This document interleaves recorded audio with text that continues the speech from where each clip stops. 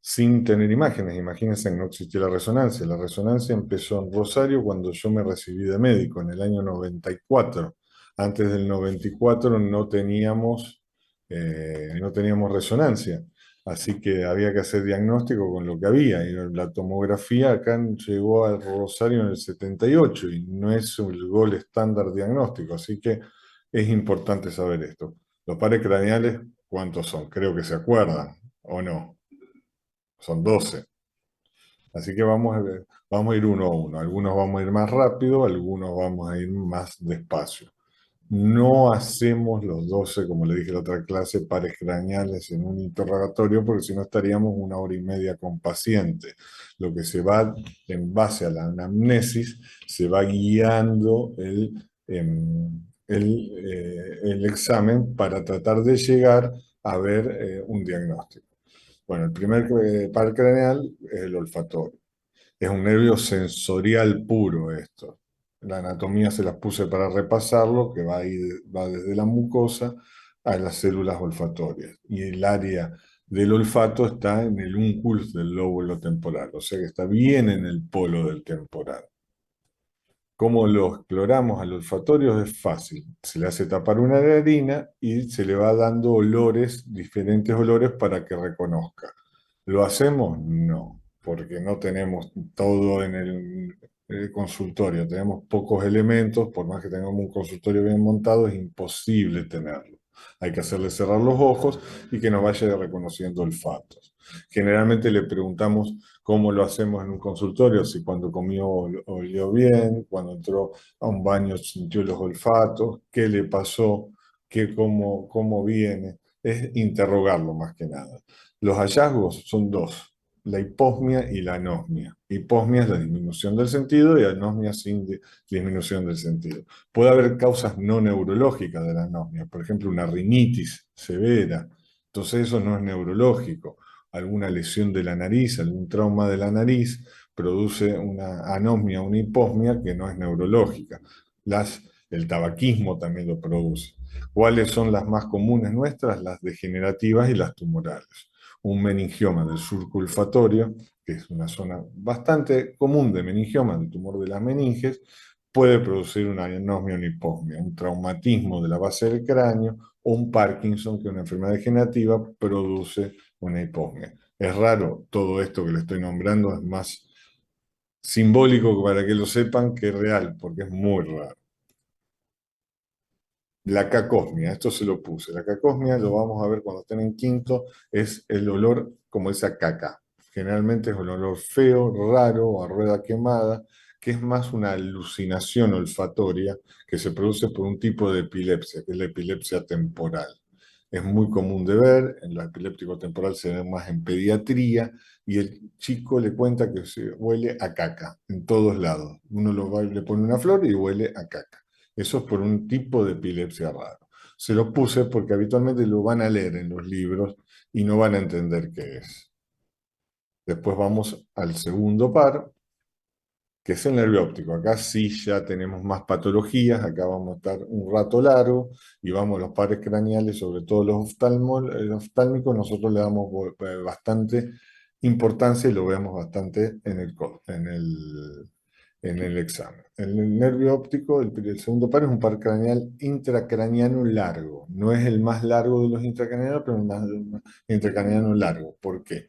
Porque empieza en la retina, hace el ganglio de la retina, después se dirige hacia la papila, continuado con el nervio propiamente dicho, que es el que se hace intracraniano hasta el quiasma, después lo vamos a ver, tiene una decruzación, siguen las cintillas hasta la cisura calcarina, como lo vimos la otra vez, que es el área óptica del cerebro en el lóbulo occipital.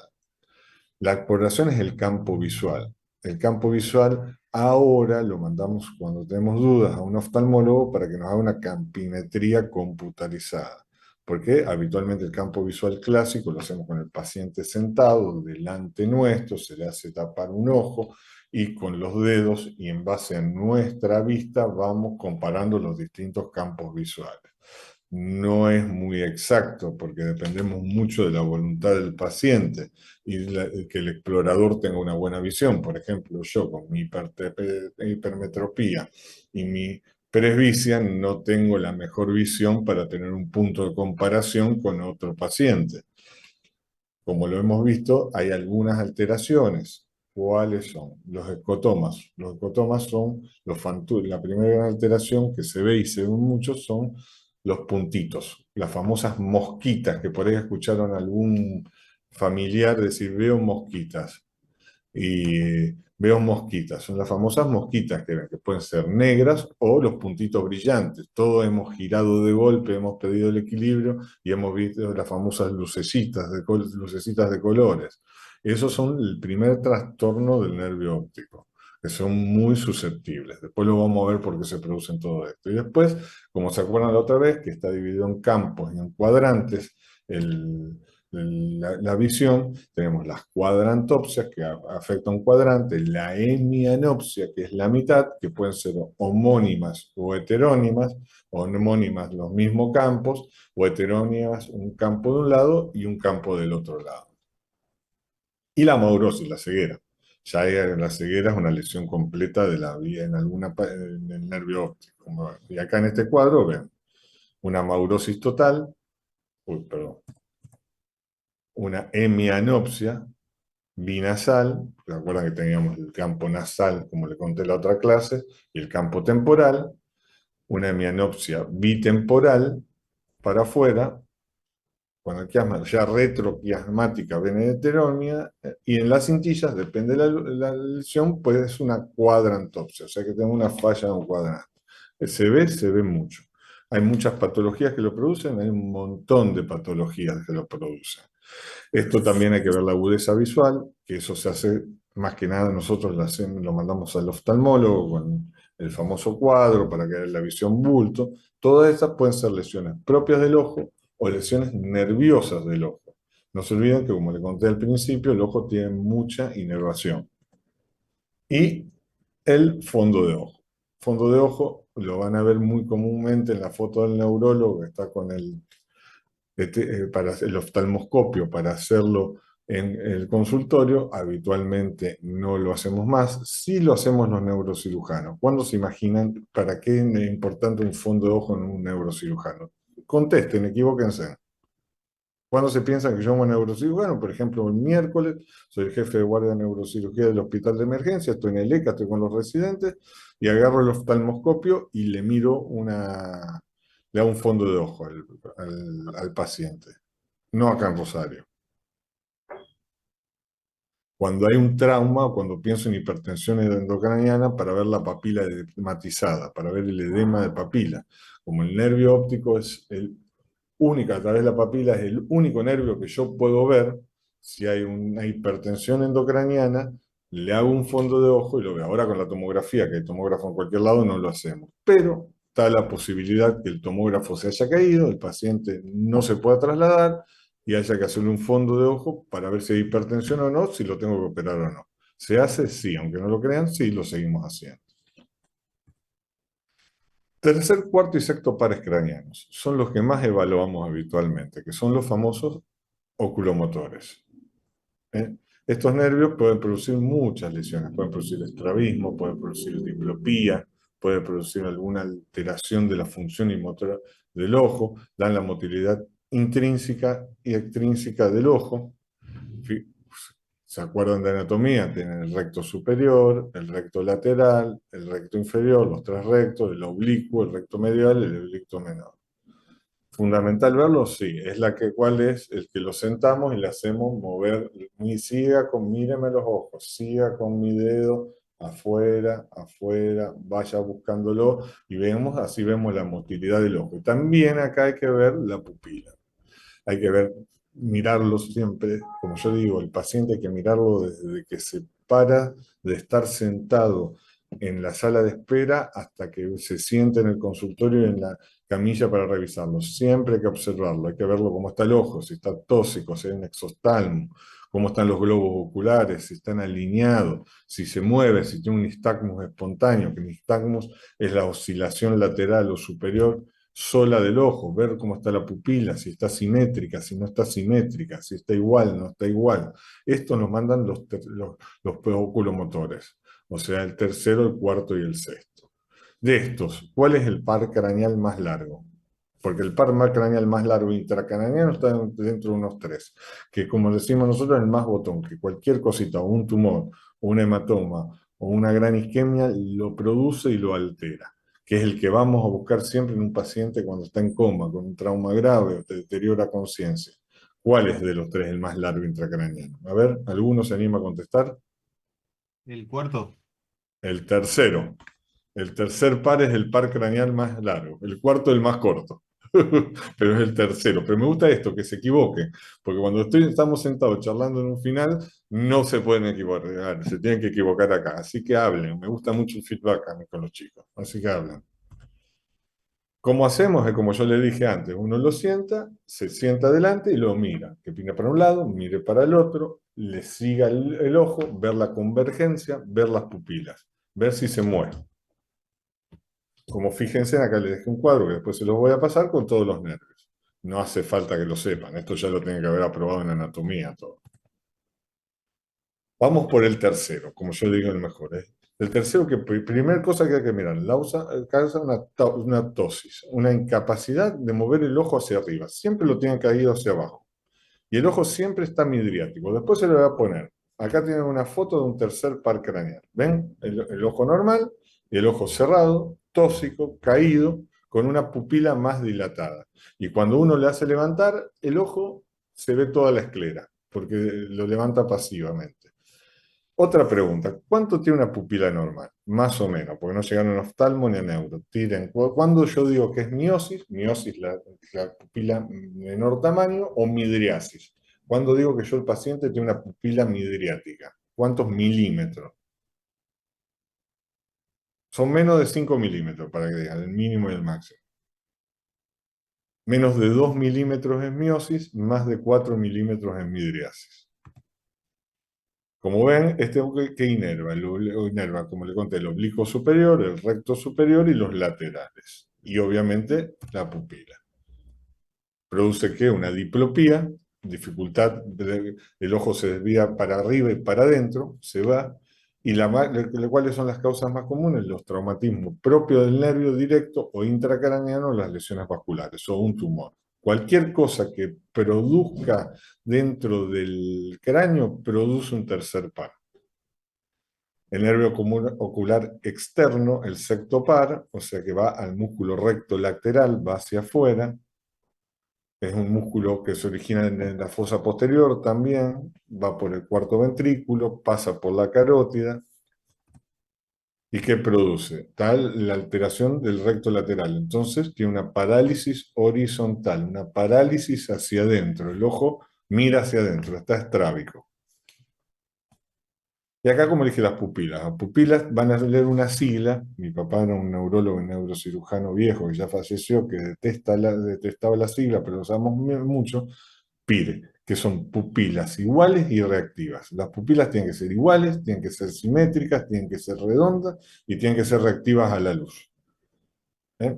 Tenemos dos reflejos, que tienen dos reflejos, el reflejo fotomotor, o sea que responde a la luz, uno la estimula con una linterna, se tiene que contraer y se acomoda después y consensuar. Como yo le dije, acá tiene que tener entre 2 4 milímetros, tiene una inervación simpática y la constricción es parasimpática. Todo esto es más anatómico, se lo estoy recordando porque en 2 años uno se lo puede olvidar. Como le dije, más de 4 milímetros en midriasis y menos de 2 milímetros en miosis. Está bien puntiforme. ¿Qué es una anisocoria? Que lo van a leer. Una anisocoria es el déficit, la diferencia entre las dos pupilas. Podemos tener una normal o miótica y otra midriática. Esto generalmente, la anisocoria se ve en dos términos.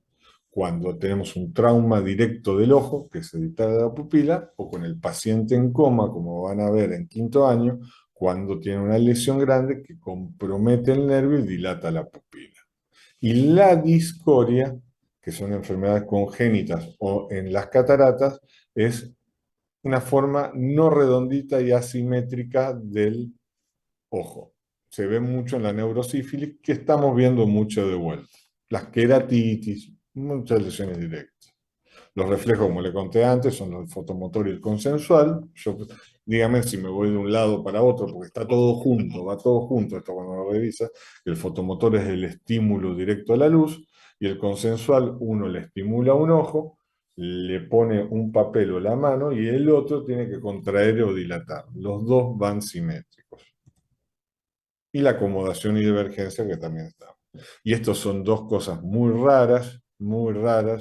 El Agril-Robertson y el Agril-Robertson invertido, se lo digo por si algún clínico se lo pregunta, porque son muy raras y es de la vieja clínica, es cuando el fotomotor está ausente y el de conservación está conservado. Y el invertido es cuando al revés. Cuando se ve en las infecciones, en los ACV graves, en las enfermedades desmelinizantes, en los diabéticos, son cosas raras. Esto se los puse para que después los lean, porque por ahí algún clínico, y los viejos clínicos medio rebuscados, se lo puede llegar a preguntar.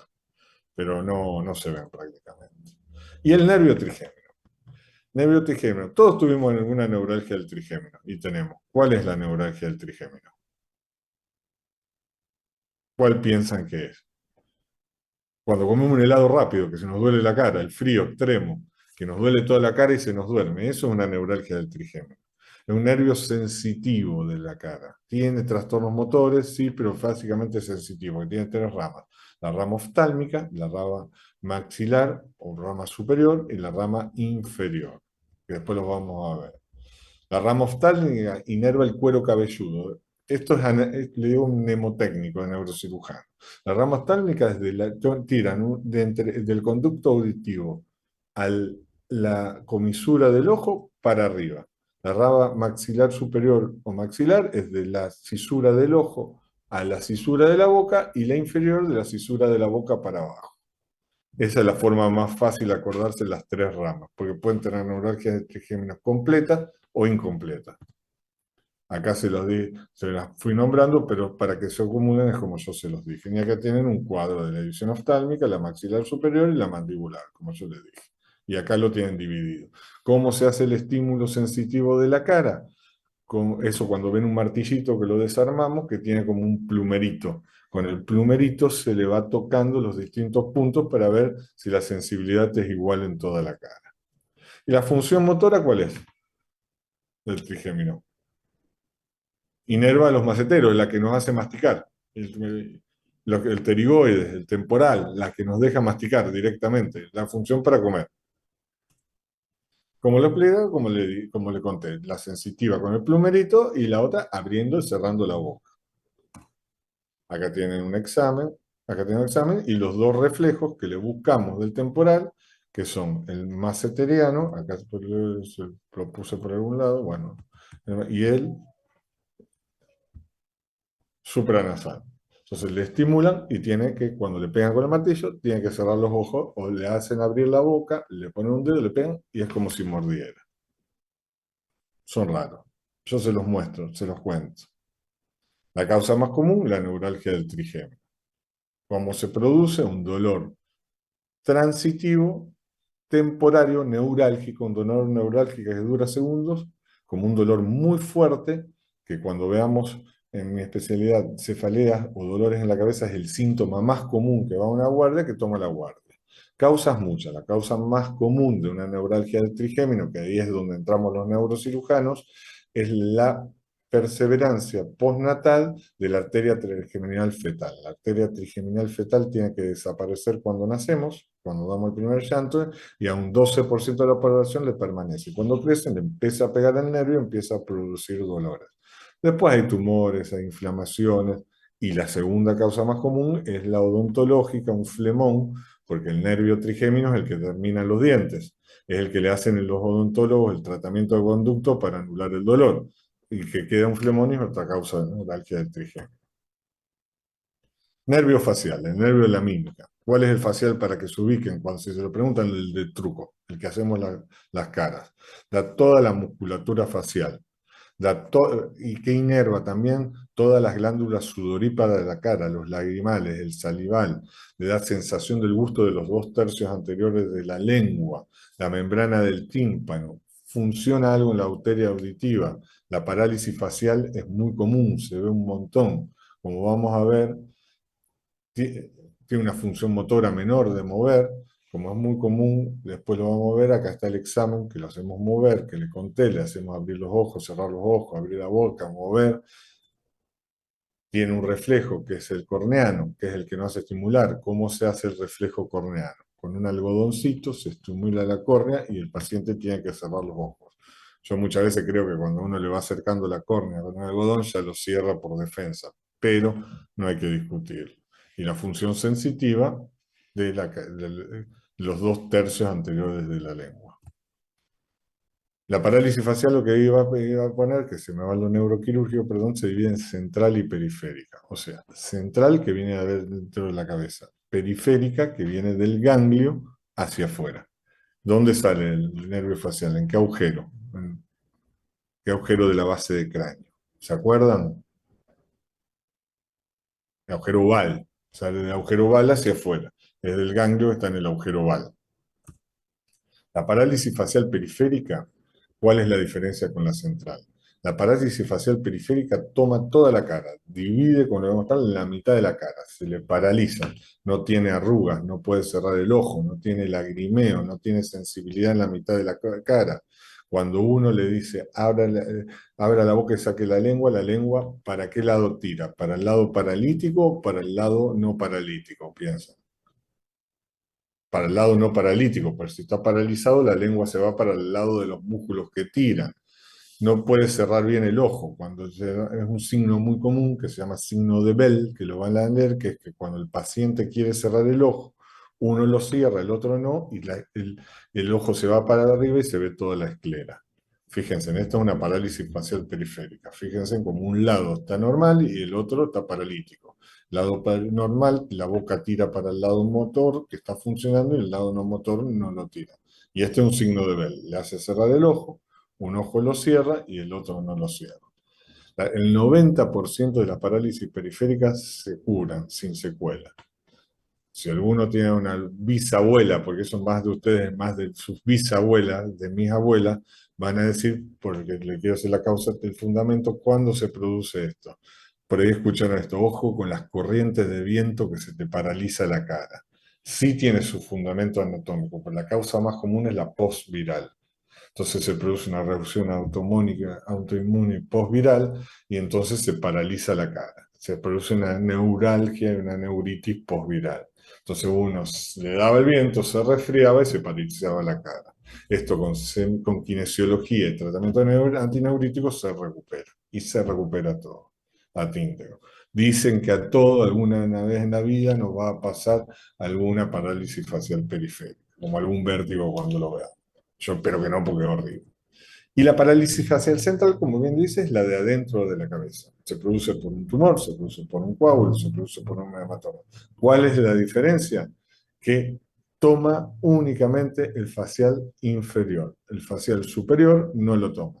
Es de la comisura de la nariz para abajo, la parálisis facial central, porque el nervio sale derecho y no se divide como se divide en el agujero oval, en tres. Queda únicamente el inferior. No tiene signo de Bell, las arrugas están normales, puede abrir y cerrar los ojos, puede hacer todo. Ven una parálisis facial central, el paciente de la comisura labial para arriba tiene todo. Abajo no. Esto ya es un cuadro neurológico importante, quiere decir que le está pasando algo adentro de la cabeza al paciente. Ya es otro tipo de enfermedad. Lo otro sabemos que ni estudiarlo, pues le va a dar todo normal, uno lo manda a tratar y ya está. Y como el octavo par, el nervio auditivo. El nervio auditivo se divide en dos. El nervio coclear, que es el de la audición, y el nervio vestibular, que es el de equilibrio. Volviendo a las viejas, ¿cuál es el nervio vestibular? ¿Cómo le dicen? El famoso laberinto. Doctor, vine con un laberinto, con una lesión del vestibular. Es así. El nervio coclear está en el órgano de Corti que nos sensa la audición. El nervio vestibular es el que le informa al cerebelo, que es el centro de equilibrio, dónde estamos parados, y cómo vemos. Todo esto fundamentalmente está dentro de los canales semicirculares que van al utrículo y al saco.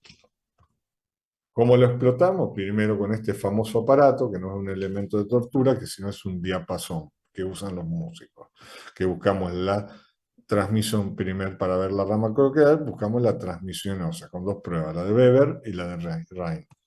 ¿Cómo es la de Weber? Se aplica vibrando el diapasón en el vértex. ¿Cuál es el vértex? El polo superior del cráneo.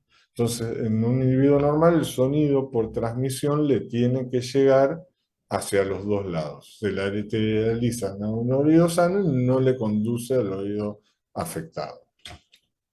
Y al reine se aplica el diapasón vibrando en la mastoides, acá atrás, y se ocluye el oído para ver si tiene transmisión ósea y le llega al oído el sonido. Y después de un ratito, el diapasón vibra, se coloca dentro del oído.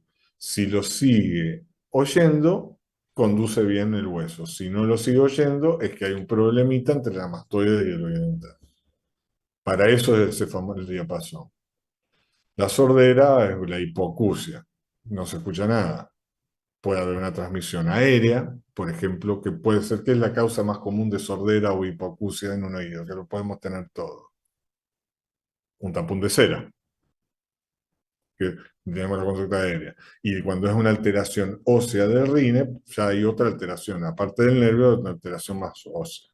Y la rama vestibular, que es la del equilibrio, que es el vértigo, que eso sí nos pasa a todos.